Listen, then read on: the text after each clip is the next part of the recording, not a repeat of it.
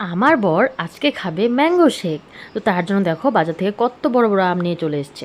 তো এই আমগুলোকে আমি বের করছিলাম আর ভাবছিলাম এত বড় বড় আম কী করে হতে পারে, অনেক বড় বড় আম ছিল।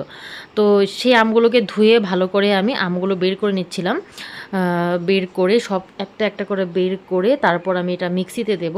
আমার বর না মানে দুদিন পর পর এটা ওটা খেতে খুবই ইচ্ছে করে, নতুন নতুন ভ্যারাইটিস, মানে আজকে নয় কালকে খেতে খুব ভালোবাসে। তো তার জন্য কিছু না কিছু নতুনত্ব জিনিস আমাদের হতেই থাকে।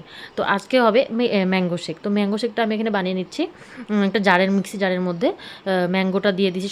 সবকটা আম, মানে সবকটা আম একসাথে হবে না, তার জন্য আধা দিয়েছি। আর এখানে দুধ দিয়ে দিলাম। আর পরিমাণ মতো চিনি দিয়ে দেবো। চিনি যতটুকু মানে তোমরা ভালোবাসো ততটুকুই দেবে। আমার নর্মালি চিনি হলেই হয়। তো এই যে এখন চিনি দিয়ে দিচ্ছি। চিনিটা দেওয়ার পর এটা মিক্সি করব, গ্রাইন্ড করব। আমি ঠান্ডা দুধ দিয়েছি, তোমরা চাইলে আইসও দিতে পারো। আইস দিলে আরও বেশি ভালো হয়, আমি আইস দিইনি।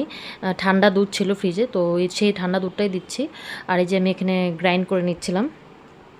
খেতে খুবই টেস্টি হয়েছিল, তোমাদেরকে কি বলবো, আর খুবই টেস্টি হয়েছে খেতে। এই যে আমার গ্রাইন্ড করা হয়ে গেছে, এই যে ফাইনালি এটার লুকটা দেখো কি সুন্দর হয়েছে।